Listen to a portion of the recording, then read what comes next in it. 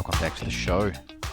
You're still there, you're still getting the episodes. I know it's been a while since I published an episode, but this whole COVID corona jazz certainly mixed things up for all of us, I think. And then we had about 4 really fun, quite powerful and very clean south-southwest swells here in Southern California, which just lit up my local break.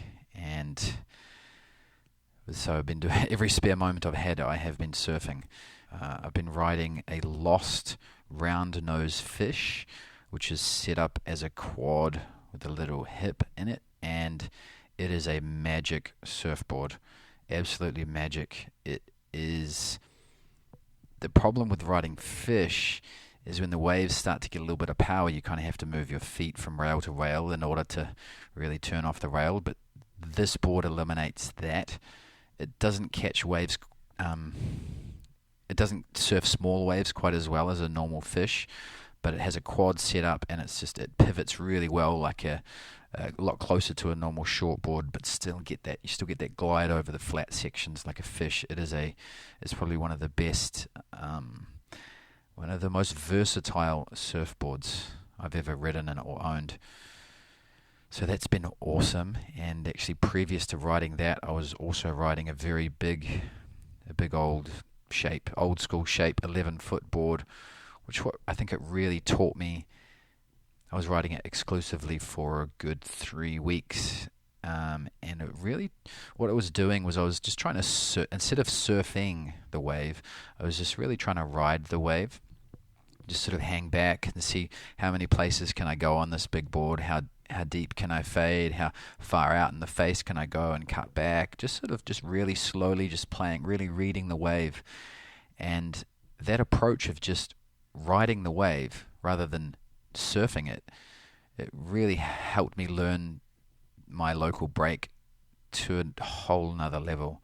And then when I jumped on this round nose fish and started sort of attacking the wave, I just was reading the wave so well. Like, it's done some of the best surfing I've ever done, I think, in the past ever. And I credit it to that. It comes back to what, back in episode 2 when Tom Carroll was talking about, that's the foundation, is reading the wave. You can only surf, you can control the way you move your body, what board you're riding, but you can't control the way water moves and the way waves come in. If you can really learn to read the wave, then that's the secret. That's the foundation for surfing. And riding a big board, a big slow board, will help that a lot. Slows everything down, gives you more time. You've also got to be a lot more calculated. No, well, I guess big boards lack agility, so you don't really have time for those small adjustments. So what it forces you to do is read the wave, or is to predict where the wave's going to break better. So as you can catch the wave earlier and at different angles on a bigger board, but what you really have to do is read how that particular wave is going to interact with the bathymetry of that break just in a different way. It's been really fun, interesting, and it's definitely taught me to take different lines and approaches on the shortboard as well. What else has been happening? So I did a stand-up comedy course, something I've always wanted to try, and I'll be doing a 5-minute set on June the 29th. If anyone's interested, send me an email. That will be here in LA, Los Angeles, at Mike@Surf Mastery. If you want to come, have a look. And I've also been writing a script. So, question out to the listeners: is anyone in the industry? What I've written is a single camera dark comedy. Having a good script is one thing, but you have to know people. So, throwing that out there. If anyone is a producer or knows anyone, get in touch. Either DM on Instagram or Mike@surfmastery.com. Today's guest is Martin Dunn, and And Martin Dunn is a coaching legend, over 30 years experience. Some of that was coaching the Australian team, and interviewed him back in episode 9, which was a longer interview, and that was back in 2016, but that's still available on the website and on iTunes. After listening to this, if you want to learn a little more from and about Martin, you can go back to that episode. In the first part of this interview, we reference a video that Martin made, which I urge you guys all to go and take a look at now if you can, which is posted on my Instagram. There's one version and another version on his Instagram, and it's just a video of surfing, but the surfboard has been taken out of the video. So it just takes away the distraction of the surfboard, and it slows it down a little, and you can really see how the surfer themselves is moving. And then Martin sort of uses the analogy of dance in the first part of the interview. So you go to my Instagram at Surf Mastery, and there'll be a link to Martin's Instagram and 2 separate videos to go and watch. And Martin has also released a new website, which has a brand new online training system there. So if you go to martindunn.com.au, you can go and check that out as well. So that's MartinDunn.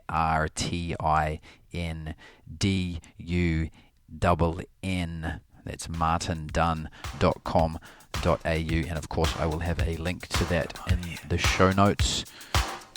So here is my conversation with Martin.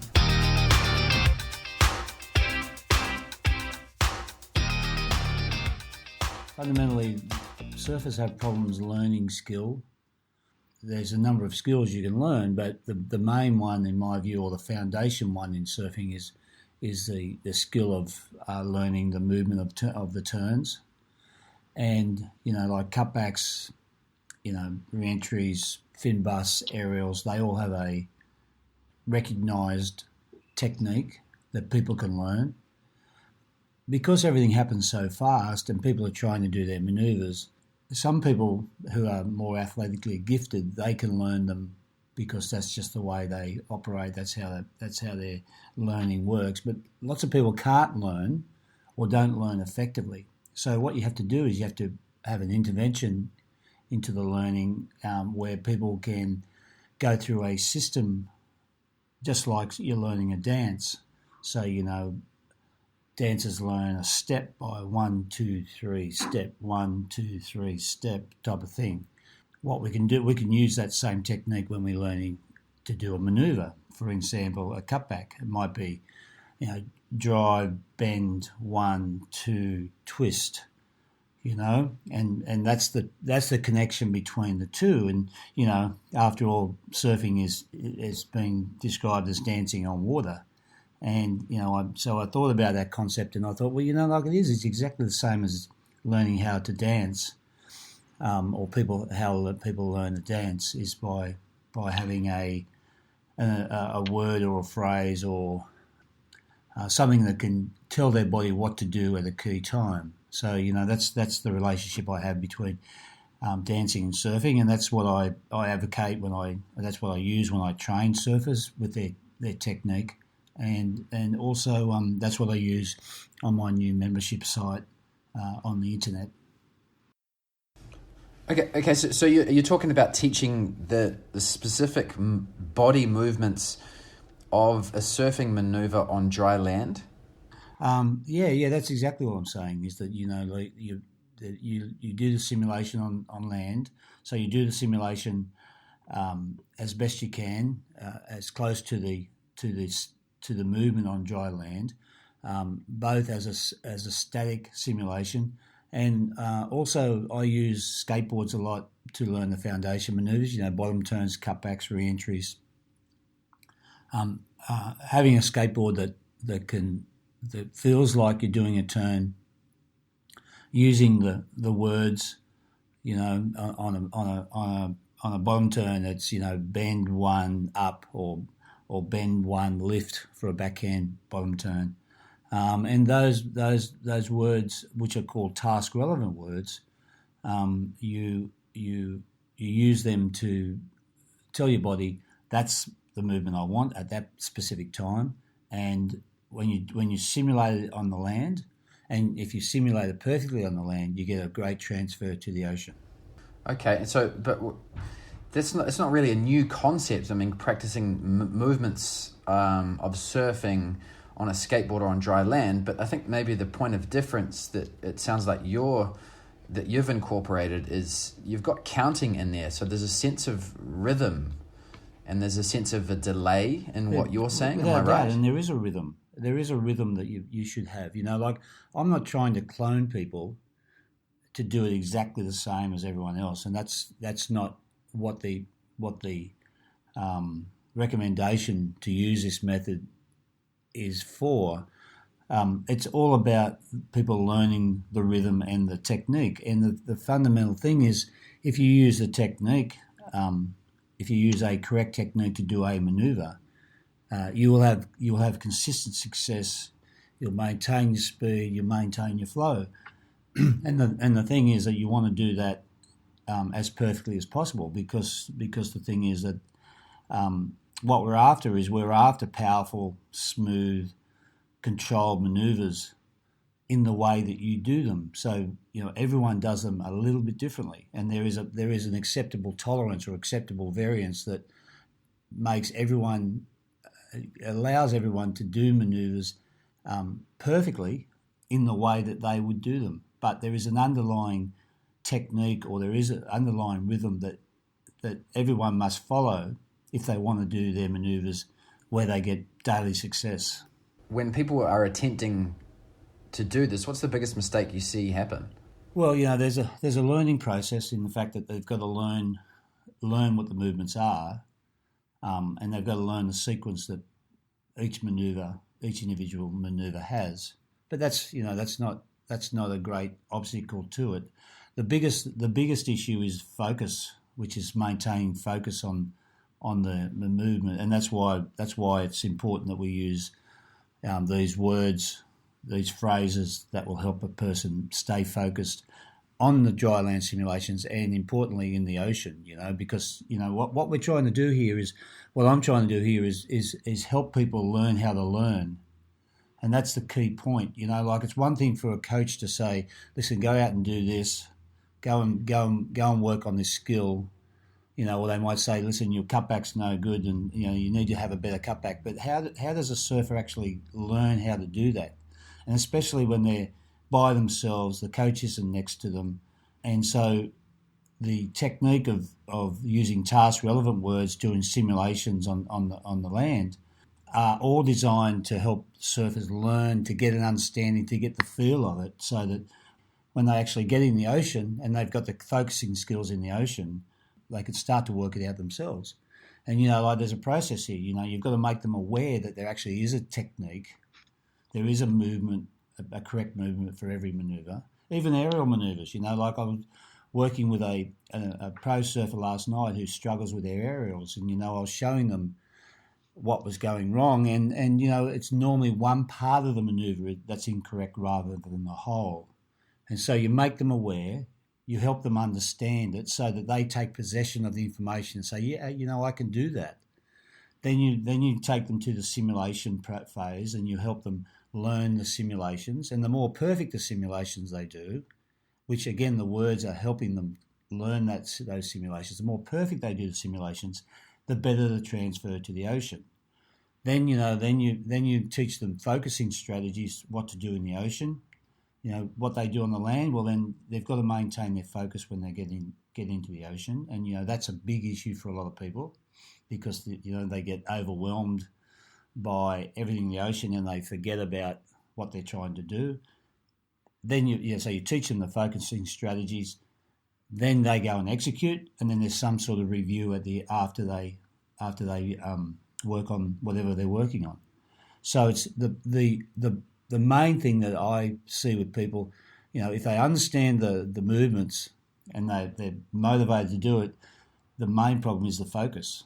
So maintaining focus while they're in the ocean, overcoming the frustrations that they will invariably get, because it's not an easy thing to learn a skill, and especially it's not an easy thing to change when you've already got them.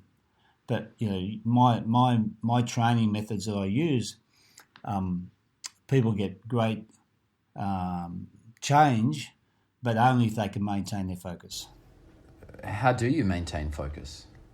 Well, there's different focusing strategies. Like again, the process is, if you want to work on a skill, say you want to work on the skill of creating speed, and for probably 70% of surfers worldwide, like if there's 30 million surfers, there's probably 25 million who don't create their speed well. And so the technique of creating speed is you take off and you straighten your body, fully straighten your body, and lift both arms up to shoulder level. Okay, so that's the technique of creating speed, both forehand and backhand.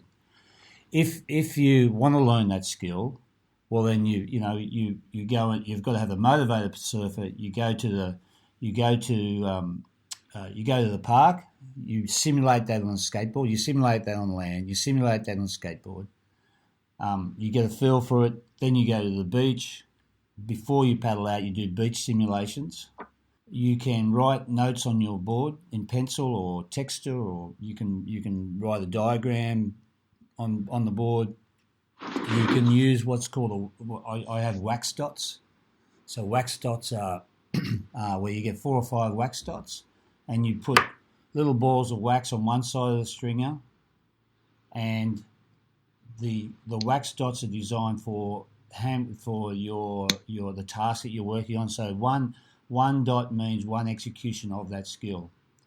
If you're in the water and you execute that skill well, then you move the dot to the other side of the stringer, and that tells you that keeps you focused. Yes, I did it. So it's a self-congratulation when you're in the water, but also it's a focusing strategy that helps you stay focused while you're working on the skill in the water. When you get to the 5 executions where you've done it correctly, then you come back to shore, review it, or you actually start again with a new skill or some other skill. So you've got to, for a lot of people, using a mechanical focusing strategy works really well. So those type of focusing strategies I use to great effect. Okay. So there's also something you were mentioning yesterday, which was the decision making and those smaller decisions, like especially around wave selection. There's 5 areas of performance. You've got to be fit enough to surf. You've got to have good technique. You've got to have good decision making. There's the strategic side of the sport, and there's the psychological side of the sport. So the little things that you say to yourself when you're paddling around. You've got to make a tremendous amount of decisions in the water. So the decision making process is really important for everyday surfer. When a surfer gets to a certain level, if say they're a competitive surfer, better decisions can turn them from a good surfer to a great surfer. So when I'm working with WQS and WCT surfers, most of the training I'm doing is decision making training. So fundamentally, so this is a really key area of performance that we're talking about. And so getting back to wave selection, when we're sitting out in the water, we're waiting for a wave, and we have to make 5 or 6 key decisions while we're waiting for a wave. So the first decision is, where will I position myself, to in readiness to catch the next wave? As a set approaches, where will I paddle to catch that wave? Another decision is, which wave of the set will I try and catch? So lots of people just invariably go for the first wave, but often the second or third wave is better. So which wave am I going to try and catch? You've got to make a decision on the depth of takeoff. Right on takeoff, will I drop to the bottom, or will I cut across to get speed because it's a longer section? These are all decisions we make before we even do a move, before we do a manoeuvre on the wave. And like at every stage of performance, these things are either have to be thought about, or they're instinctive depending on the experience of the surfer. But as an early surfer, these are the critical things that people get wrong. You see people out there who are just out in the channel. They're trying to catch waves on the shoulder. They're they're always paddling for the first wave, even though the second or third wave's better. Or a big wave comes through, which is a really decision-making process. Is a big wave will come through, and even though it's a closeout, people will go for it because it's a big wave, and so it's not a quality wave. These decisions that people make on a daily basis really affect the quality of your performance. And for the better surfers in the world, the better surfers in the world, but also competitive surfers. These are the critical things that really help someone put in a good performance or not to put in performance. So like when you're out in the water every day, there's usually one or two guys who are getting the best waves. Usually they're the best surfers. Sometimes they're not, but fundamentally, what they're doing, if they're catching the best waves in a free surf, they're just making the best decisions. They're choosing better waves. But it's not just that they're choosing better waves, they're also taking off it in the right spot of the wave to maximise that wave as well. Yeah, without doubt. They're taking off deep. They're saying, a big part of wave selection is not catching quality waves. A big part of wave selection is actually saying no to all the bad waves in between quality waves breaking, a lot of improvement in performance can be created by people learning how to say no. I for instance, I had a surfer. I work with a lot of competitive surfers, and I had a surfer a number of years ago who was in the top 50 of the WQS. He wasn't making the WCT. His goal was to make the big time, the WSL, the top 30 in the world.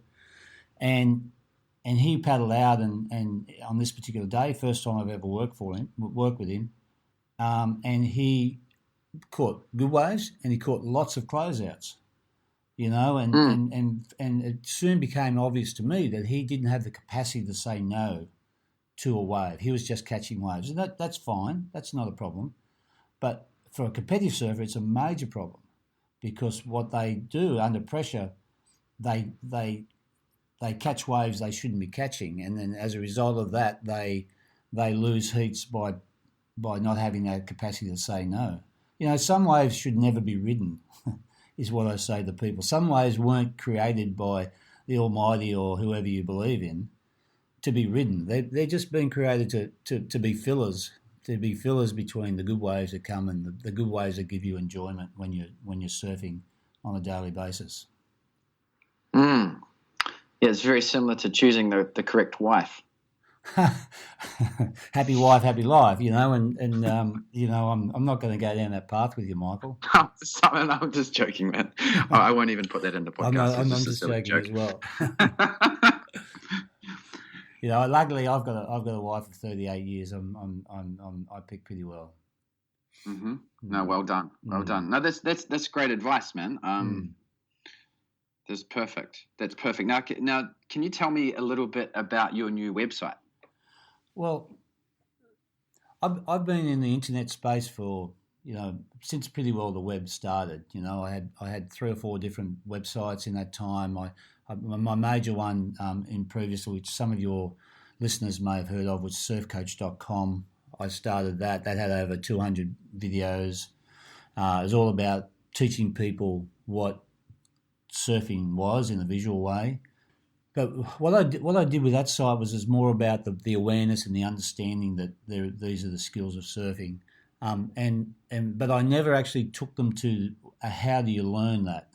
And so my new website, which is just under my name, martindunn.com.au, which is the Australian address, I've actually taken it to the next step. And so what I've done is I've put in land simulations, skate simulations. I've got 4-week challenges for people to undertake. So there's a 4-week challenge for catching better waves. There's a 4-week challenge for an early surfer. So someone who's the surfer who just new to surfing and they're paddling out and they're trying to catch waves and do turns, little turns, and there's a 4-week challenge for those surfers to learn the fundamental skills that you've got to learn before you actually can feel confident in the ocean. That's the big difference with my new website is I'm teaching people how to learn, and it gives them the experience and the tools, the focusing skills to go out and feel confident about learning this. The thing about learning and self-paced learning in the world of surfing is it isn't easy. It's not something that comes easy. But for those motivated surfers who really do want to learn, I'm giving stuff I'm giving guidance online to people I will never meet. But I feel very confident that the website I produced, it's the best work I've done in my 35 years of being a coach, and I feel as though it's very confident. I'm very confident that those, if you're a motivated surfer, you want to be a better surfer, my website martindunn.com.au will give you guidance that you probably won't get anywhere else. Oh, excellent. Okay, well, thanks, Martin, and that's martindunn.com.au. That's correct.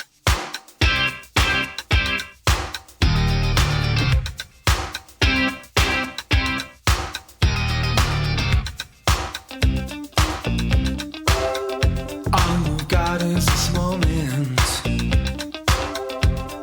21st century's yesterday. You can care all you want, everybody does, yeah, that's okay. So slide over here and give me a moment. Your moves are so raw, I've got to let you know, I've got to let you know.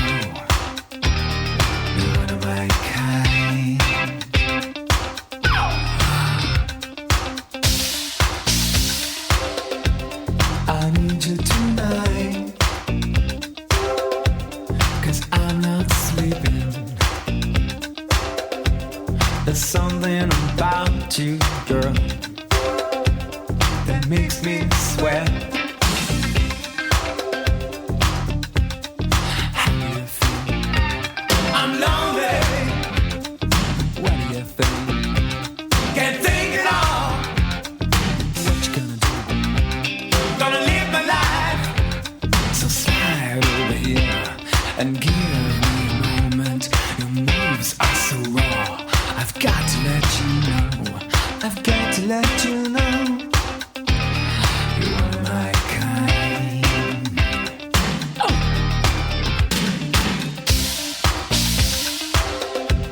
I need you tonight, 'cause I'm not sleeping.